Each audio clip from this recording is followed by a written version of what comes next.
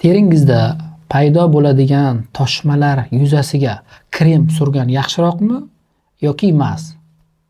Men bu haqda hozir sizlarga qisqa va lo'nda aniqroq javob berib o'taman. Xo'p, toshmalar o'zi ikki guruhga bo'lib olamiz, ya'ni suvli toshmalar va quruq toshmalar. Shuni bilib olishimiz kerak. Suvli toshmalarning toshish davri juda qisqa bo'ladi. Uzog'i bilan bir hafta davomida teri yuzasida suvli toshmalarning paydo bo'lishi kuzatiladi. Quruq toshmalarda esa bu davr ancha uzayadi. Oylar, hattoki yillar davomida shakllanishi mumkin. Suvli toshmalarga paydo bo'ldimi, birinchi navbatda maz yoki krem surishdan oldin toshmalarni bizlar Castellani buyog'i bilan quritib olishimiz kerak. Agar pufaklarning yuzasida, pufaklarning ichida seroz suyuqlik bo'ladi. Tepada hali aytib o'tdik. Suvli toshmalarga bir qancha kasalliklarni keltirib chiqarish mumkin. Masalan, suvchechak toshma elementlari bor. Pufakli dermatoz kasalligida osilib turadigan pufakli kasalliklar bor. Yoki mikrobli ekzema kasalliklarda ham suvlanishli toshmalar kuzatiladi. Albatta, pufaklarning tarkibidagi seroz suyuqlikni skarifikator yoki steril igna bilan teshib, suyuqligini chiqarib yuborib, Castellani buyog'i bilan surtib qo'yamiz. Va 20 minut, yarim soatdan so'ng krem surganimiz yaxshiroq. Krem, maz emas, krem. Chunki kremning tarkibida suv va suyuqlik kamroq bo'ladi. Yana bitta narsani qo'shimcha qilamiz. Pufakli toshmalarda ikkilamchi infeksiya tushishiga moyillik ko'proq bo'ladi. Ya'ni infeksiya tushib, terida yanada murakkabli holatni yuzaga keltirishi mumkin. Shu kremning tarkibida antibiotik bo'lsa, maqsadga muvofiq bo'ladi.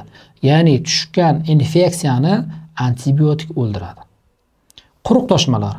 Quruq toshmalar tepada aytdik, davri uzoq bo'ladi.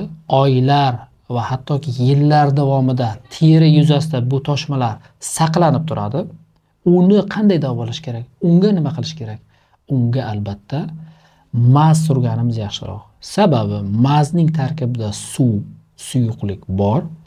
Birinchidan, mazning tarkibida gormon bor, suv bor va vazelin bor. Lanonin deydi. Bu teri yuzasini namlab turadi, yumshatib turadi va tarkibidagi gormon teridagi toshmalarni ketkizishga yordam beradi. Masalan, quruq toshmalar qanaqa kasalliklarda bo'lishi mumkin? Psoriaz ko'p turlarda bo'ladi. Psoriaz yoki quruq ekzema kasalligi. Bu ham uzoq davom etadi, oylab, yillar davom etishi mumkin. Yoki nasliy irsiy kasallik bor, ixtiyoz kasalligi bor. U ham uzoq davom etadi. Albatta bunga maz, bu kasalliklarga maz surganimiz maqsadga muvofiq bo'ladi. Birinchidan, terining tortilishi yo'qoladi, ya'ni tortishib og'riq beradi. Ikkinchidan, giperkeratoz, terining qalinlashi kamayadi. Uchinchidan, teri momiqlashadi va teridagi toshmalar yo'qoladi. Bu krem yoki mazlarni qancha muddatgacha sursa bo'ladi? Kremda ham, mazda ham yodda tutaylik, gormon bor. Uzoq muddat qo'llab bo'lmaydi. Odatda uzog'i bilan 2 haftagacha surish mumkin. O'shanda ham birdan to'xtash mumkin emas. Masalan, meni qabulimga keladigan bemorlarda krem yoki mazni surish tartibi 10 kun davomida 2 mahal suramiz. 11-kundan boshlab bir mahalga o'tkazib olamiz. Birdan to'xtash mumkin emas yoki uzoq surish tavsiya etilmaydi. Sababi terining trofikasini buzadi. Ya'ni terining oziqlantirish muhitini buzib yuboradi. Ikkinchidan, terida gormonal mazlarning o'rganib qolinishi kuzatiladi. Faqat shu mazlarni surib yurishga majbur bo'lib qoladi bemorlar. Uchinchidan, terida pigment dog'larning paydo bo'lishi mumkin. Chunki gormonlarning uzoq qo'llanishi terida pigmentatsiyaning, dog'larning paydo bo'lishiga sabab bo'ladi. Shuning uchun gormonal mazlarni, kremlarni uzoq muddat surib bo'lmaydi va birdan to'xtatib bo'lmaydi. 10 kun haligi tepada aytdik, 10 kun 2 mahal, 10 kun bir mahal surib vaziyatdan chiqib ketish kerak bo'ladi.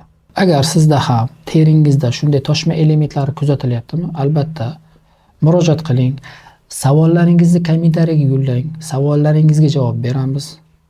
Siz bilan men dermatolog Jafar Sarikov va Vatan tibbiyot markazi bo'ldi. E'tiboringiz uchun rahmat, salomat bo'ling.